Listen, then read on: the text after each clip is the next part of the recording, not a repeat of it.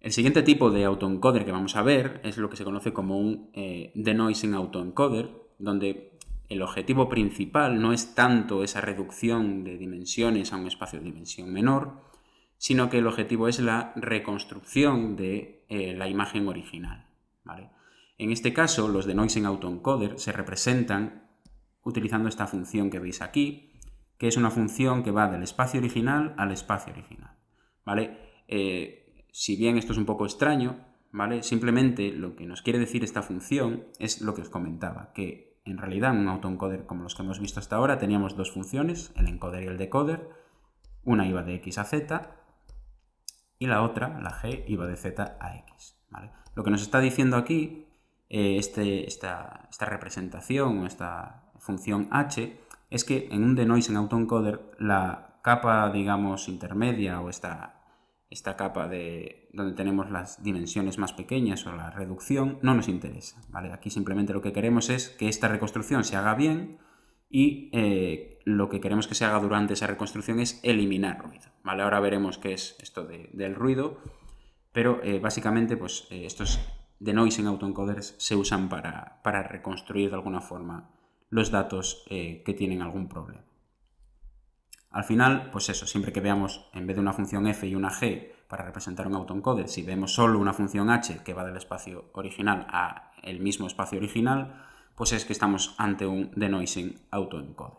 ¿El objetivo aquí cuál va a ser? Pues como no tenemos datos etiquetados y seguimos en aprendizaje no supervisado, lo que vamos a hacer, vamos a coger nuestra imagen X o nuestro dato X, el que sea, ¿vale? No tiene por qué ser una imagen, pero bueno, aquí en estos ejemplos que hemos puesto son siempre imágenes.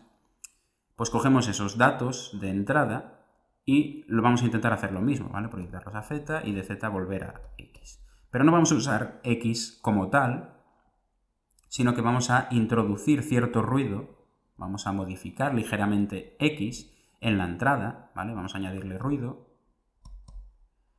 vamos a pasarlo a Z y nuestro objetivo será reconstruir la X, pero esta X va a ser sin ruido, ¿vale? Entonces lo que vamos a hacer aquí en realidad es nosotros meter un ruido, una perturbación a la X, a la entrada, ¿vale? Que aquí pues, le añadimos esta virgulilla por encima para identificar que es la X con ruido. Lo que vamos a intentar es que este autoencoder no solo reconstruya la imagen original, sino que la queremos reconstruir sin ruido, ¿vale? Entonces, bueno, es un problema un poco más complejo. Como aquí lo que no nos interesa mucho es este espacio latente, no nos interesa mucho esa dimensión, simplemente lo que queremos es pasarlo por una capa menor o por una dimensión menor para que al final el autoencoder se quede solo con la esencia del dato que le estamos pasando, ¿vale? Y que aquí pues, ya elimine el ruido al pasar por este cuello de botella, por esta capa más pequeña. Entonces, al final, si volvemos a la función que tenemos que optimizar, pero en este caso en un denoising autoencoder, es exactamente la misma que veíamos para los autoencoders normales, pero bueno, en este caso, como solo nos fijamos en la función h y obviamos la f y la g, pues no vamos a tener dos conjuntos de parámetros a aprender, vamos a tener solo este θ de aquí, y queremos minimizar, en este caso, pues la misma función, la pérdida de reconstrucción que intentamos minimizar antes, pero si os fijáis, ahora lo que le vamos a pasar a la h, a la función del denoising autoencoder, no va a ser solo el elemento de la entrada, sino que va a ser el mismo con cierto ruido, ¿vale? Este epsilon que veis aquí es el ruido que le vamos a añadir a los datos de la entrada y nosotros, el resultado de esta proyección, lo vamos a comparar con la imagen original sin ruido, ¿vale? Entonces, metemos la imagen con ruido y lo que queremos es que salga la imagen sin ruido, ¿vale?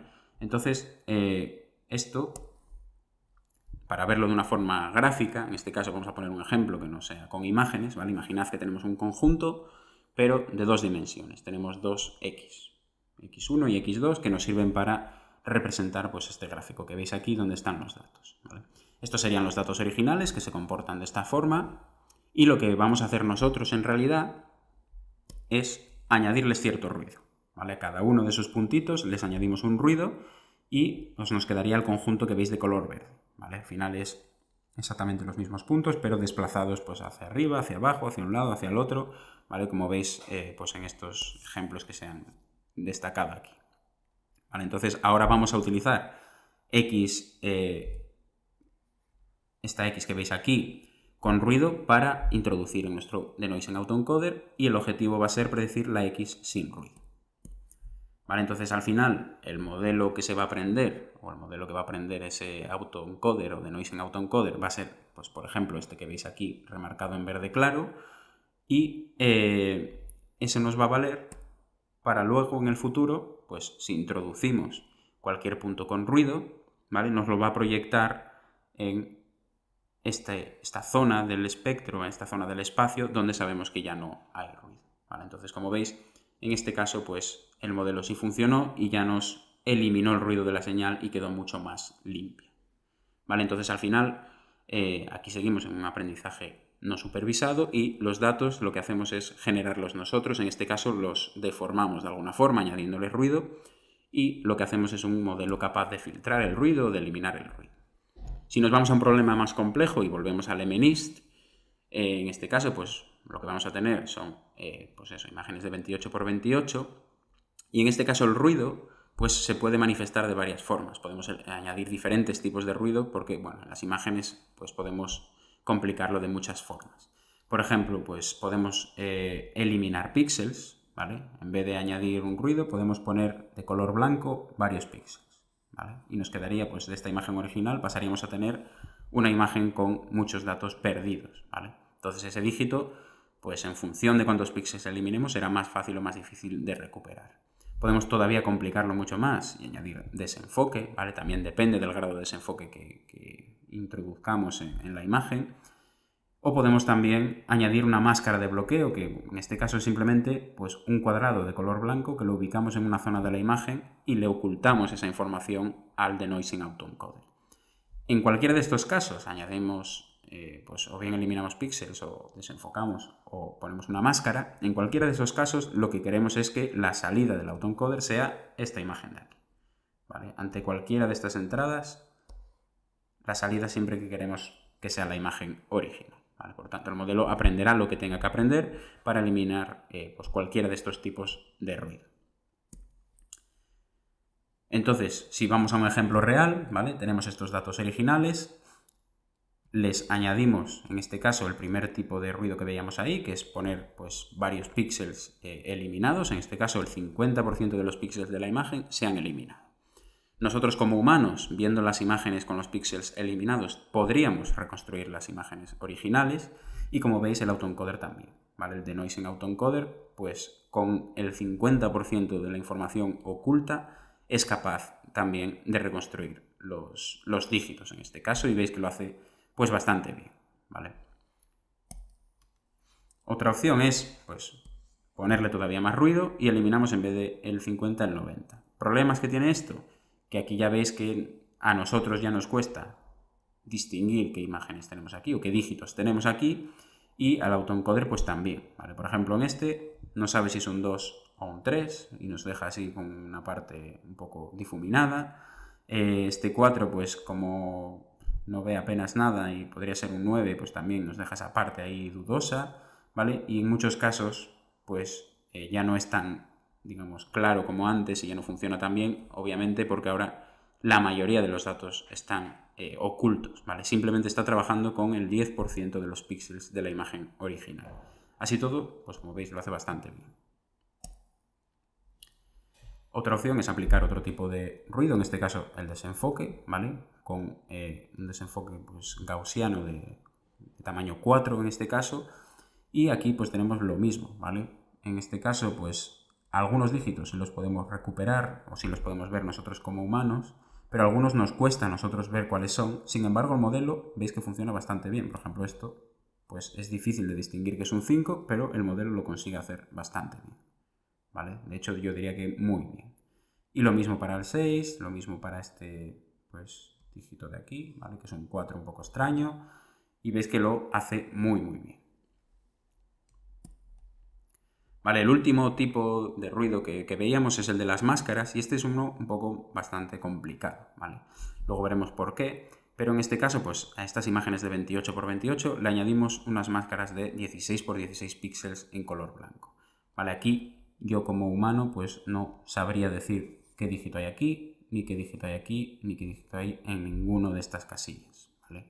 Sin embargo, el modelo pues es capaz de acertar, como veis, muchos de estos dígitos, ¿vale? El 7 lo acierta, el 2 lo acierta, el 1 también, el 0, el 4, el 1, el 4, ¿vale? Veis que acierta casi todos, ¿vale? Como veis, pues el modelo es muy bueno, ¿vale? A pesar de su sencillez, y es capaz de reconstruir la mayoría de los dígitos que tenemos en este conjunto. Sí que hay zonas dudosas, obviamente, porque bueno, la máscara que estamos en este caso aplicando es bastante compleja. Por ejemplo, este número de aquí pone que es un 5 y en realidad era un 3, ¿vale? Pero bueno, la mayoría de los ejemplos los acierta, salvo ese, creo que es el único que falla, y este de aquí, ¿vale? Esto en vez de un 0 nos pone que es un 3, pero creo que el resto los acierta a todos, ¿vale? Lo cual es bastante reseñable viendo que parte de esta información de aquí y no tiene ninguna información más. Esto nos introduce un problema, ¿vale? Porque a pesar de que este modelo funcionó muy bien, es probable que no funcione bien, porque cuando nosotros añadimos ruido y añadimos mucho ruido, es probable que provoquemos que los datos de entrada tengan varias soluciones posibles, ¿vale? Ahora veremos más claro a qué me refiero, pero el modelo al final, para una entrada concreta, pues puede ser, por ejemplo, un 1, puede ser un 7, ¿vale? Y si le tapamos la información y si le ocultamos la mayoría de los píxeles, pues esto puede ser así y puede ser que ambas soluciones sean correctas.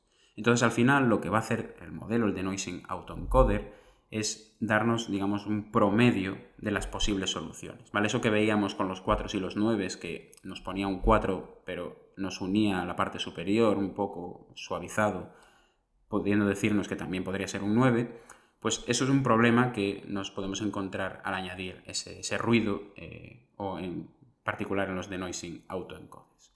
Vale, vamos a verlo un poco más claro. ¿Vale? Imaginad que tenemos esta imagen de entrada, que le aplicamos una máscara, en este caso, que ubicamos aquí, ¿vale? Y al final el modelo lo único que recibe es esto de aquí, ¿vale? Es esta imagen, pero solo tiene esos píxeles activos. Al final, ¿qué posibles soluciones hay en la salida? Pues si os fijáis, ese número puede ser un 7, o puede ser un 9, o incluso podría ser un 1, ¿vale? Entonces, lo que nos hace el denoising autoencoder es, pues, digamos, no mojarse mucho, y nos marca, pues, la zona común, nos la marca muy definida, porque esta zona, digamos que la tienen los dos dígitos, pero la otra que está dudosa, pues nos la marca ligeramente. Digamos que se queda en un paso intermedio y que no se compromete, ¿vale? Pero esto es un problema que existe y sobre todo si añadimos pues mucho ruido, pues el modelo al final no va a ser capaz de adivinar cosas que no son posibles de adivinar, ¿vale? Resolver este problema exactamente pues sería muy complicado.